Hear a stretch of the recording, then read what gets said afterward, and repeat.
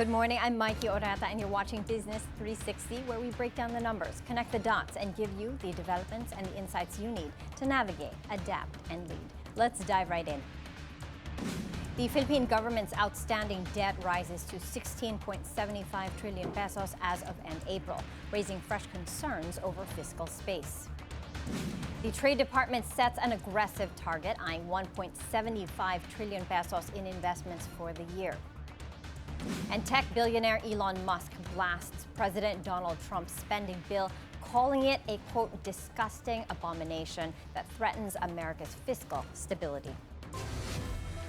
Let's take a look at how global financial markets performed overnight as investors weighed chip stock gains against growing trade uncertainty. U.S. stocks closed higher, led by NVIDIA and other chip makers, as markets await fresh developments in trade talks between Washington and its key partners. President Donald Trump and Chinese President Xi Jinping are also expected to speak this week after Trump accuses Beijing of violating a Geneva-based agreement on tariff roadblocks. China denies the claim, however, vowing to safeguard its interests and calling the accusation baseless. You've got kind of a mismatch of economic data. I think the big one for investors is going to be a pretty solid JOLTS jobs report. There's a lot of anxiety about where the labor market stands today. We get some good data, some data that shows some cracks. And ultimately, you know, if you're going to build the bull case for the economy, you have to bring the labor market and the consumer along. So I think getting that pop in job openings and seeing a little bit of resilience from the labor market is helping things today.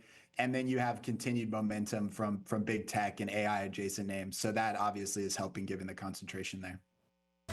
The Dow Jones Industrial Average edged higher by 0.5%. The S&P 500 gained 0.6%, and the Nasdaq higher by 0.8%. Over in Europe, markets also rise. London's FTSE 100 adds 0.2%. Germany's DAX higher by 0.7%, and France's CAC 40 up by 0.3%.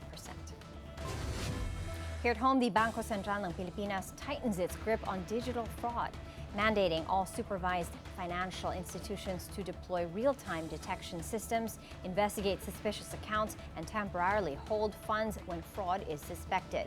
This comes as the Anti-Financial Account Scamming Act takes effect, with BSP Circulars 1213, 1214, and 1215 now in force.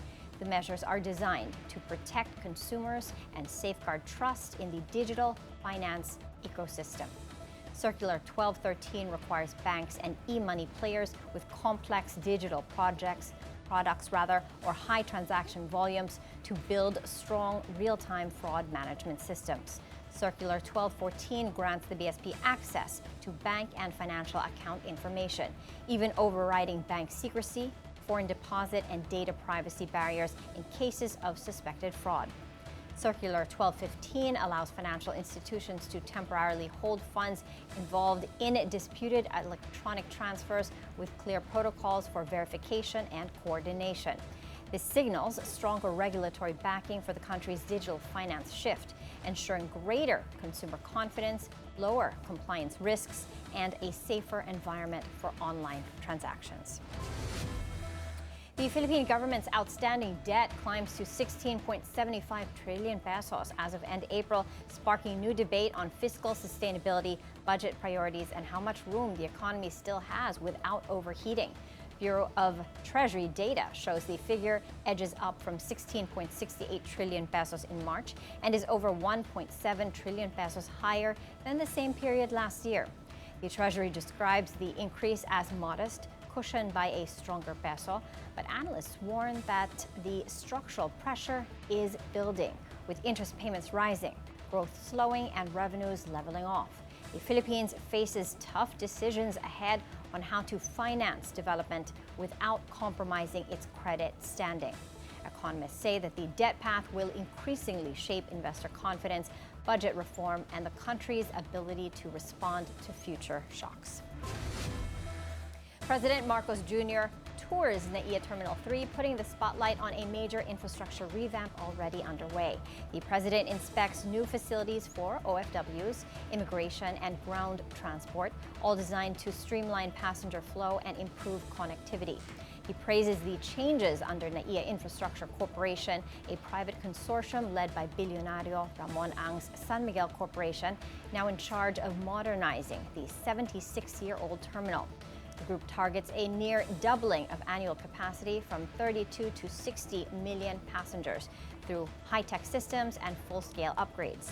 The full overhaul wraps by September, promising a world-class airport experience that raises the bar for Philippine gateways. President Bongbong Marcos vows to protect workers' rights and welfare as his administration faces growing pressure to deliver meaningful wage hikes and push through long-delayed labor reforms. The president makes the commitment during a dialogue with labor leaders at the Goldenberg Mansion in Malacanang, emphasizing a push for dignified work, fair pay, and a secure future for Filipino families.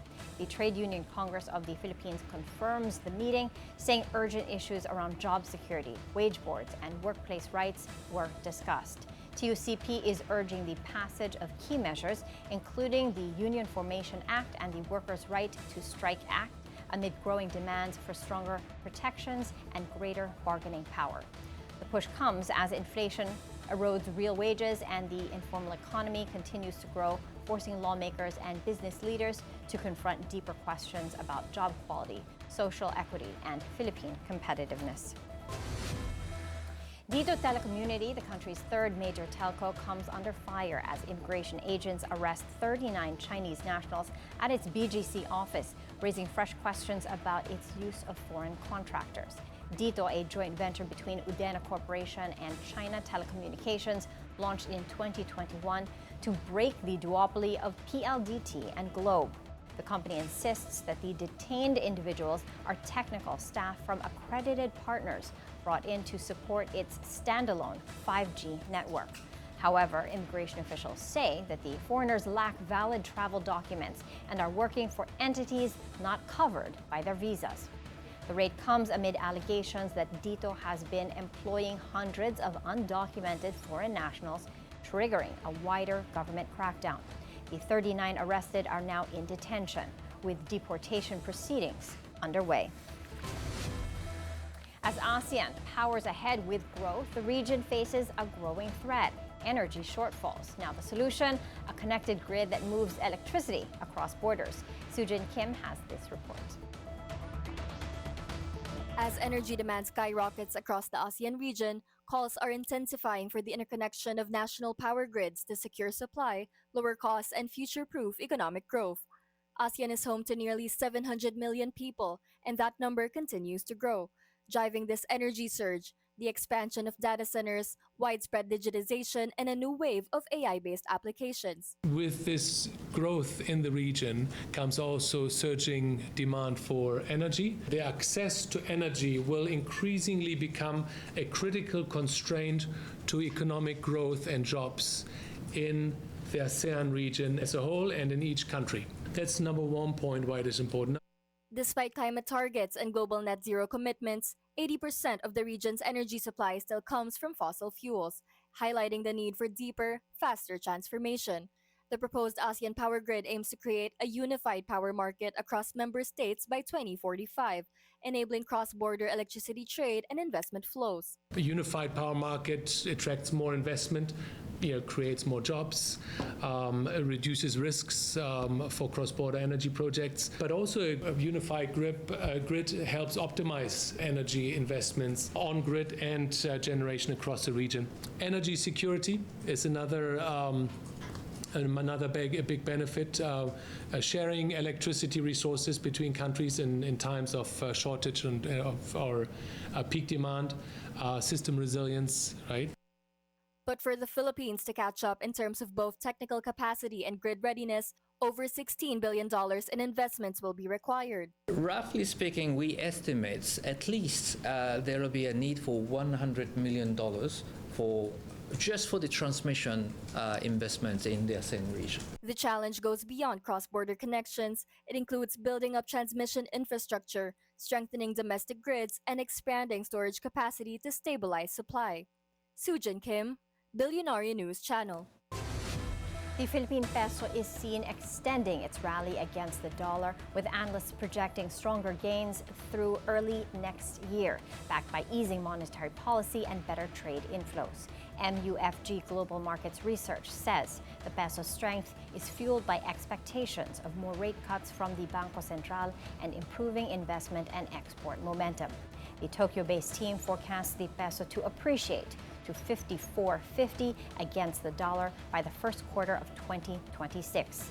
It expects the peso to average 55.60 in the third quarter, then gain further to 55 by the year end. A stronger peso means relief on import costs, but also tighter margins for exporters and BPO firms. Currency moves could also shape pricing, strategy, and earnings guidance into 2026. The Agriculture Department extends fish and seafood imports permits until end June, a move to boost supply amid shipping delays and seasonal shortfalls. So far, only a quarter of the approved 25,000 metric tons has arrived, as importers struggle with tight timelines and out-of-season availability. Agriculture Secretary Francisco Tiu Laurel Jr. says the extension gives importers more time to adjust to new rules designed to curb food inflation. The import list includes salmon, cod, squid, and lobster, mostly for use in hospitality and food service sectors, with sardines as the only exception. With the new guidelines in place, the DA expects the remaining import volume to be fully utilized in the coming weeks. For food businesses and consumers, this could help stabilize prices and prevent fresh pressure on inflation as supply chains struggle to keep up. The country's rice stockpile rises sharply in May, growing by nearly 300,000 metric tons as supply levels improve ahead of the lean season. Philippine Statistics Authority data shows rice inventory as of May 1 hits 2.37 million metric tons, which is up 14.2% from 2.08 metric tons a year ago. Of that, 49.4% or 1.17 million metric tons is stored by households, while commercial players hold another 33.9% or over 800,000 metric tons. The remaining 16.8% or about 397,000 metric tons is stored in National Food Authority warehouses. The surge in stocks comes as the government monitors rice prices and import strategy, crucial for containing food inflation and stabilizing supply during the critical mid-year period. We're taking a quick break. Please stay with us as we dive deep into the numbers and the narratives that matter most to your bottom line.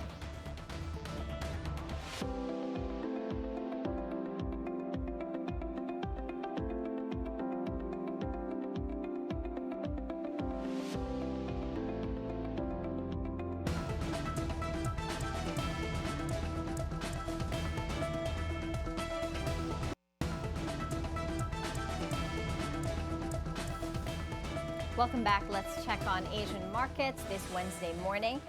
Let's take a look at how Asia's doing. Right now, the Nikkei 225 is in the green, higher by 0.9%. Hong Kong's Hang Seng Index is in the green as well, up by 0.6%, and Shanghai's Composite higher by 0.3%.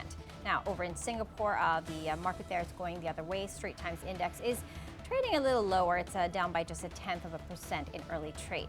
Here at home, the Philippine market extended gains Tuesday on expectations May inflation, which will be out tomorrow, will slow further, which will pave the way for more rate cuts by the Bangko Sentral ng Pilipinas. Investors also welcomed recent tax reforms aimed at boosting capital market activity. Yesterday, the PSCI closed at higher by 1% to 64.12. Value turnover was thin at just under 6 billion pesos. Taking a look at how the market's doing today, as of 10:21 this morning, the main gauge is in the green, higher by 0.1% to 64.21. Broader all shares index trading flat with a slight upward bias. As for the sub-indices, the gains are coming from the financials and the services sectors, while the industrial, holding firms, property, and mining and oil counters are limiting the market's advance right now. So far, 187 million shares have been traded, valued at a little over 1 billion pesos, at 1.1 billion right now. So far, market breadth is positive. We've got 68 advancers, 58 decliners, while 43 stocks remain unchanged. Now, over in the currency market, the peso opens weaker at 55.80 to the greenback, depreciating from its previous close of 55.72.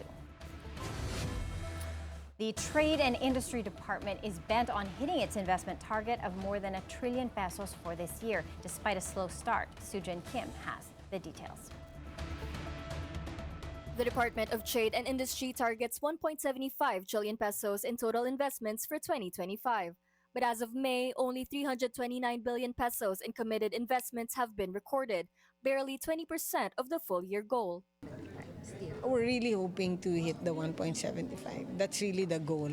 Trade Secretary Cristina Roque is optimistic the target can be reached, citing strategic alignment across more than 30 government agencies working in sync. A memorandum of understanding was signed to formalize the Investments Facilitation Network, or InfoNet, a multi-agency system designed to speed up and streamline strategic investment approvals. This JMC formalizes a more coordinated, transparent, and timely approach to progressing strategic investment applications. We now have 38 member agencies working together to address common investor concerns, from permitting and taxation to customs procedure and incentives. From day one, the administration of President BBM has been putting in place bold and sweeping reforms to position the Philippines as an attractive investment destination in Southeast Asia, to be able to provide thousands, if not millions, of jobs to our fellow countrymen. Secretary Frederick Goss says the administration is determined to match, if not surpass, the 1.95 trillion in total investments registered in 2024. This is great news, but at the same time, it is a challenge, because now that becomes the base. That is now the statistic that we have to beat in 2025 and all the way to 2028. Despite external headwinds, including geopolitical uncertainties and tariff risks, DTI insists its focus remains clear: to deliver on its trade and industry goals and position the Philippines as a prime investment hub in the region. Sujin Kim, Billionaire News Channel. For the first time since the Philippines joined the Times Higher Education Asia University rankings in 2017, not a single local university made it to the top 500. These rankings, published by the UK-based Times Higher Education, or the THE, are one of the most respected benchmarks of academic excellence in the world. They evaluate universities across 5 core areas: teaching, research environment, research quality, international outlook, and industry engagement. This year, at the NEA Manila University and the University of the Philippines tied for the country's highest placement in the 501 to 600 bracket. De La Salle University, Mapui University, and the University of Santo Tomas joined Mindanao State University's Iligan Institute of Technology, or MSUIT, in the 601 plus group. But even as others slipped, MSUIT entered the rankings for the very first time, a rare feat for a regional state university. Joining us now is MSUIT Chancellor, Professor Alizedni Ditucalan, to talk about what this means for Mindanao and for Philippine higher education as a whole. Chancellor, good morning and welcome to the show. Thank you very much, Maiki, for having me. And congratulations, your first time ever in the THE Asia rankings. What does this recognition mean for your school as an institution, and what does it mean for higher education in the Philippines as a whole? Okay, well, definitely this recognition, Maiki, is a great achievement for the university. It affirms that MSUIT is now in the league of the best university in the world, research-intensive university. This also, I think, a realizations of our internationalization mantra, which is leading Mindanao to the world. Now, I think we can say that MSUIT is also leading Philippines to the world. But I think it's more importantly, allow me to highlight that I think this is a powerful message for democratizations of quality higher educations. That you don't have to go to Metro Manila to be able to access world-class educations. And yeah, I think, for those in the South, you're right there for them. And I think this should inspire other regional universities, really with the right, I think with the right strategy and support. We can actually bring more universities in the Times Higher Education. Did you set out to achieve this goal, Chancellor Ditucalan? This is a deliberate goal, I must say, Maiki. when I was elected as Chancellor of MSUIT way back in 2022, it's really part of the plan. I really had a conversation. So we started doing a strong advocacy for the faculty, really to publish so that we'll be able to breach the required criteria for Yeah, the the ranking. Times Higher Education, they're big on research. Yes, and that's correct. that was what you focused on to put yourself on the map, so to speak. What investments did you make within your campus to pave the way for this recognition? Well, I must acknowledge the contributions of our previous leaders who have really built the enabling environment for MSUIT. The faculty development, quite a good number of our faculty are really foreign trained, and they bring with them, that research culture from their universities. So it's really on research productivity that we've really invested. We've also reformed some of our policies, to really further incentivize faculty to publish their work. Yeah, and so I'm asking also in the context because the THE Asia rankings, they're big on research output. That's correct. So specifically in your case, what you did was you published in peer journals research material, and that was what helped improve your rankings. So do you suggest that Philippine universities, bar none, invest in research infrastructure to better improve our rankings overall in this global test thing? You're absolutely right with that, Maiki. In fact, if we really try to frame universities, it should really be doing a lot of research, because a university should be creating new knowledge, and you create new knowledge through research. So I think but of course they have to meet the eligibility requirement, which is they have to publish 1,000 publications for the straight 5 years, for them to be able to reach the ranking. Research is great, but a problem that we have here in the Philippines is the skills gap between what's taught and what employers, what industries need. What would you say is the state of education in the Philippines, and are we meeting the needs of industries and employers specifically?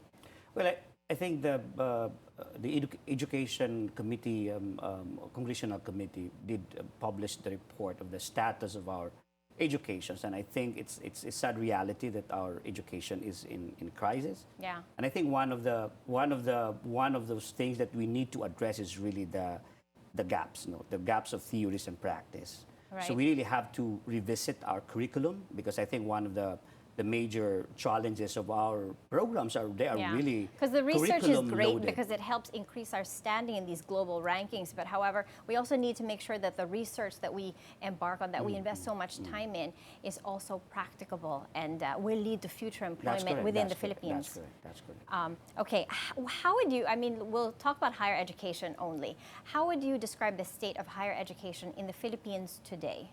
Well, I think if we compare our higher educations with our neighbors, I think we are actually, to be honest, we are lagging behind.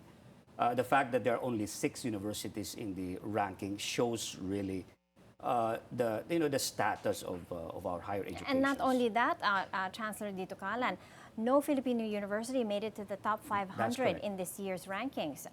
So how would you describe the state of higher education in the country today, and what do we need to do? We have a new head of CHED. We have CHED Commissioner Shirley Agrupis, and we've got new lawmakers. What would you like to see from them so we can improve higher education in the Philippines? Well, I think there is no substitute to providing really the right support for educations, invest in educations. We need to put more funding to educations. That's the way forward. And I'm confident with the new chair of the commission, knowing that she was a former president of Mariano Marcos State University. I think she understands the needs of university. What are the biggest structural barriers that universities in the Philippines face today? Well, I think, of course... apart from funding. Well, of course, we need also to revisit some of our policies, the policies of the Commission on Higher Education. We have to be more innovative, I think. There's also need to strengthen the academia and industry collaborations. We really need our industry to be investing on research, provide funding for universities to conduct research. I think these are important pillars for us to be able to compete globally, Maiki. Any specific asks? What would you like to see within the first 100 days of our new CHED Commissioner Agrupias and the new lawmakers and the old ones too? Okay, of course, one, I think they have to sit down and revisit some of the policies in CHED that really needs to be revisited, allow more flexibility for our universities. What are the policies that need to be revisited? Well, I Chancellor? think we are quite so stringent, for example, in the evaluations of universities to be given a certificate of program compliance. I think we have to migrate to a more of a principle-based policy of evaluations. I am also hopeful with our lawmakers to now, I think, to provide more funding to our universities and to our educational institutions. Okay, what excites you most about this new chapter for MSUIT now that you've made it to the Asia rankings of THE? Well, aside from we are of course we are happy that we made it, but it's Mikey, this is also a huge responsibility. The moment that you're already on top, I think sustaining that is a major challenge and further improving that.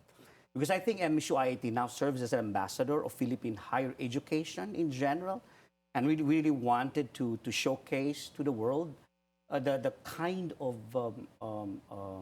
educations we have. Because I do believe in the talents of Filipino, Mikey, with the Tell right us support. about the skill sets and the best things about your school. Where are you strongest? What are the courses that you provide? What's in demand now? And how do you see the course curriculum changing over the next 5 to 10 years? Oh, well, if based on the THE subject ranking, we're number 1 in physical sciences. This is physics, chemistry, environmental science. We're also strong in engineering, Mikey. I think we see in the coming years, we are now studying on developing more programs that are really aligned to the future job. Like just recently, we signed a MOU with a US-based firm for the development of a nuclear science. Nuclear science is the future science. We also forged a memorandum of agreement with Meralco because we'd like to develop programs on renewable energy. We are also revisiting some of the programs probably that we can offer on biomedical engineering, artificial science. These are the programs that I think universities should be. And as Chancellor, what's your next goal for MSUIT? You set out to break through, to place in the THE Asia rankings. What's next for you? What's the next goal that you want to target? We are ambitious, Mikey, and we wanted to probably in the coming years, in 2027 or probably 2020, that we hope we will make it to the top 500. We're not a big university, we're very young, but I believe in the capacity of our faculty and students. They are the powerful drivers of this milestone. I must acknowledge that, Mikey. And we are now focusing on improving our research quality. We are also strengthening some of our initiatives for our technology transfer and commercialization because we also need to improve our research environment for us to be able to really rise up in the rankings. All right. Well, all the best to you, Thank Chancellor you. Dito Calan, and congratulations again on the breakthrough in the THE Asia rankings. All right, we're taking a short break. Business 360 will be right back.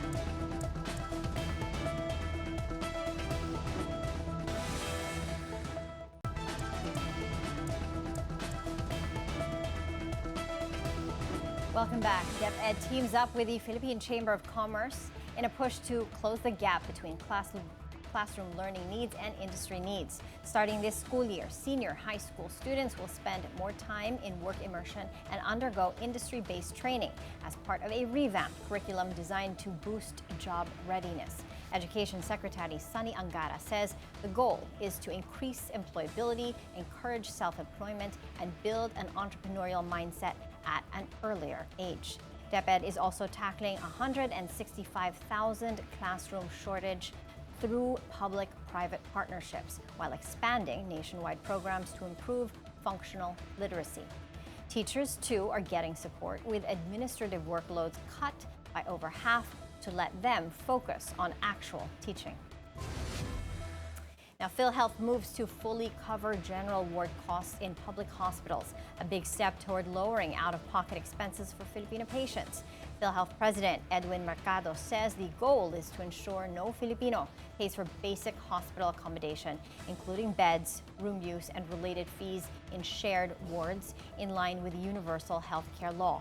Senator Bongo, who chairs the Senate Committee on Health, is also calling for stronger PhilHealth coverage in private hospitals, noting that in many cases, less than 1% of the total bill is covered. Now, 4 more presidential advisors are out, marking the third wave of President Marcos's cabinet shakeup as the administration tightens performance standards. This brings the total to 7 officials removed since the reorganization began, with 21 cabinet secretaries still retained. Executive Secretary Lucas Bersamin says those removed knew they were let go, adding that the president wants only high-caliber performance at all levels. Bersamin also warns that reviews are ongoing and even lower-ranking officials could be affected as the administration resets its governance benchmarks. Well, if you are asking for blood, there will still be blood. But you know, we are still undertaking continuing performance evaluations even of those undersecretaries or those lower than the cabinet rank functionaries. I assure you that this is a very sweeping and thorough evaluation being made by the President and the panel of his choice. Senator Risa Ontiveros is urging the Senate to act on the impeachment case against Vice President Sara Duterte, warning that further delays undermine the rule of law and public accountability at the highest levels of government. This comes after Senate President Chiz Escudero postponed the formal opening of the impeachment court, despite articles of impeachment having been filed 4 months ago. Ontiveros slams the upper house for what she's calling inaction, stressing that the public deserves transparency and due process on a matter of national importance. The impeachment court was originally scheduled to convene this week, but has been reset to June 11. The final session day before Congress goes on break. Ngayon lang ako nakakita ng bola na dinidribble ng 4 na buwan. Kahit naman sa basketball may shot clock, these delays are no longer procedural. They are obstructions, dressed up as protocol. It's time to follow the rules and start the process forthwith. Enough games. Time to move. With political tensions rising and 2028 in sight, how Congress handles this case will shape public trust in institutions and signal the direction of future power blocks. Now, former Senate President Franklin Drilon is questioning the motives behind Senate President Escudero's delay of the impeachment trial against Vice President Sara Duterte, suggesting political calculations may be at play. Speaking on BNC's agenda, Drilon says it's possible some senators are intentionally avoiding the trial, raising concerns about accountability and the Senate's institutional role. He argues that refusing to facilitate the proceedings is a political act, one that he says can only be corrected through a political process. Ako po'y hindi naniniwala na yan po ay dahilan sa legislative agenda sa kailangan na ipasa ng mga panukalang batas. Ito po'y tinatawag natin sa Senado at sa Kongreso na lame duck session. Ibig sabihin, yung mga panukalang batas na nakabinbin ay hindi kailangan maipasa ngayon dahil meron namang bagong kongreso pagdating ng last Monday of July. Kaya sa akin pong tingin ay dapat ipagpatuloy ang tungkulin po ng Senado to constitute the impeachment court at pag-usapan itong mga aligasyon sa impeachment complaint. Ngunit ako po ay also being realistic at ito po isang prosesong politikal. Opo. Kung hindi po haharap ang mga senador ay yan po ay political act that can be only remedied through a political process. The engines aren't the only ones shifting gears, so is the leadership. In a rare move, billionario Robert Coyuto Jr. makes a public appearance with his sons, hinting at a generational transition at the helm of PGA Cars. Here's our mobility correspondent, G. Baroga, with this report. The next generation of the Coyuto family is stepping out of the garage and into the spotlight. Roberto Coyuto III and Benedicto Coyuto, sons of billionaire Robert Coyuto Jr., were front and center as PGA Cars unveiled 7 new supercars in one of the biggest luxury lineups of the year. Representing 4 of the world's top marques, Audi, Bentley, Lamborghini, and Porsche, the launch showcased the company's push into high-performance hybrids and electric vehicles, with the younger Coyutos visibly taking on bigger roles in the family-led auto empire. Their father, known for keeping a low profile, made a rare public appearance at the exclusive event, a subtle but unmistakable signal of transition. One source says they're preparing for what comes next: more performance, more sustainability, and a younger generation of leadership. PGA Cars, steered by billionaire Robert Coyuto Jr., is putting the pedal to the metal. It drops 7 new supercars from 4 premium marques under its helm, offering powertrains that blend power and performance with high-end luxury. Among the cars that drew attention, the RS e-tron GT, Bentley Continental GT Speed Hybrid, Lamborghini Urus SA, and a special Porsche 911 Turbo 50 Years Edition, all tailored to meet growing demand from a younger, more eco-conscious luxury market. Whether you're into roaring engines or silent sprints, there's something for everyone. Let's break it down brand by brand. Kicking things off, Audi Philippines, which is celebrating its 20th year in the country. They've already delivered 5 of the promised new models for 2025, including the RS e-tron GT and the Q8 Performance. 2 more are coming towards the end of the year, and Audi has the customers' preferences in mind. Our clientele, they want hybrid models, they want EV models, they want combustion models. We're proud to say that Audi Philippines offers them all. But better act fast. These top-tier Audis are in limited supply. As the RS e-tron GT Performance and the RS Q8 Performance have a limited allocation for the Philippines, but of course we're willing to provide them and line them up properly from the factory. Over at Bentley, 2 new beauties took center stage, the Bentayga and the Continental GT Speed Hybrids, pushing forward the brand's shift toward full electrification in 5 years. This basically completes the lineup for Bentley for plug-in hybrids, which means we're moving towards our direction for 2030 of having an electrified lineup for all vehicle models for the Bentley brand. Chan underscores the hybrid technology that comes with the Bentley models, sharing how the drive feels like. Very smooth, and you don't even notice that you're shifting from electric to combustion. Of course, with the sportier models, you get the very exciting gurgle from the engine. But other than that, the whole experience is straightforward. Next up, the Urus SA, a plug-in hybrid SUV with sports car DNA, which was also crowned as the best car in luxury segment. The model's arrival locally aligns with the global direction of the brand. Just like Bentley, the entire lineup of Lamborghini in the country is already hybrid. Really a positive outlook because people are dwelling into energy saving, electrification, and yet performance. Rounding things out, Porsche showing off 2 new stunners, the 911 Turbo 50 Years and the Carrera GTS, both oozing heritage and innovation. Similar with Audi, the brand also offers 3 powertrain options to cater to the consumer's wants and needs. First, for the Turbo 50 years, so it encapsulates the expertise of Porsche's turbo heritage. So this is the celebration of 50 years. And for the Carrera GTS, it's really how they were able to innovate the hybrid technology, using it to make the performance better and the feel of the car as if you're not driving any hybrid vehicle. Both models were snapped up almost instantly after the launch. While PGA Cars kept mum on this year's sales targets, the outlook for 2025 is looking revved up and ready.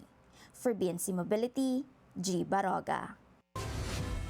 Once allies on tax reform and deregulation, tech billionaire Elon Musk now slams a Trump-backed spending bill, calling it a, quote, disgusting abomination that will bury the U.S. in unsustainable debt. In a series of posts on social media, Musk warns, quote, it will massively increase the already gigantic budget deficit to $2.5 trillion and burden American citizens with crushingly unsustainable debt. The Tesla and SpaceX CEO, who recently cut ties with the Trump administration, says the bill undermines fiscal discipline and derails deficit reduction efforts. The White House brushes off the criticism, however, insisting that the president's support remains unchanged. Trump's big, beautiful bill extends tax cuts, tightens federal benefits, eligibility, and raises the national debt ceiling, deepening divisions even among his former backers. The feud spotlights America's worsening fiscal position and fuels fresh uncertainty over policy stability ahead of the U.S. election cycle, with potential ripple effects for global markets. South Korea's liberal candidate Lee Jae-myung celebrates a snap election win, a victory that could reshape economic policy in Asia's fourth largest economy and shift regional business strategy. Lee tells supporters he'll seek coexistence with North Korea through dialogue and diplomacy, a message that resonates as geopolitical tensions linger. Preliminary vote tallies and exit polls show him defeating conservative Kim Moon-soo by a comfortable margin. His win may signal stronger social spending, renewed pushes for green industries, and a more cautious approach to corporate reforms, all of which could impact foreign investment flows and supply chain strategies across the Asian region. On another front, social media platform Reddit is back online after an outage that affected nearly 31,000 users worldwide. Reddit says the issue has been resolved after investigating a spike in error rates on its platform. Outage monitoring site Down Detector reports that by 3:31 p.m. Eastern Time, the number of affected users had dropped to just over 500.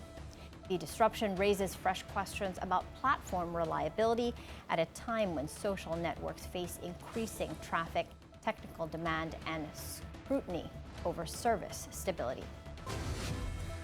Now, an all-electric aircraft lands at New York's JFK Airport, a first in U.S. aviation history and a potential game-changer for urban transport and global mobility markets.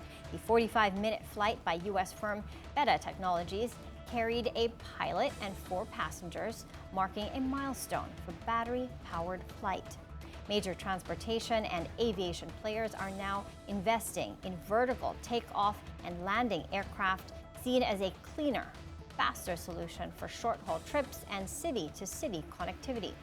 Beta's aircraft can travel 250 nautical miles over 450 kilometers on a single charge.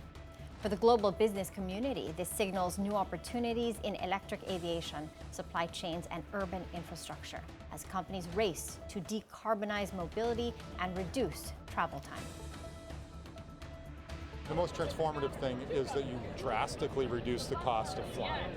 Charging this thing up and flying out here cost us about $8 in fuel, right? Of course, you have to pay for the pilot, you got to pay for the airplane, but fundamentally it's way less expensive, it's quieter, so the communities are happier. And that's it for Business 360. I'm Maiki Oreta. Thank you for joining us, and keep it here on BNC, the Billionario News Channel.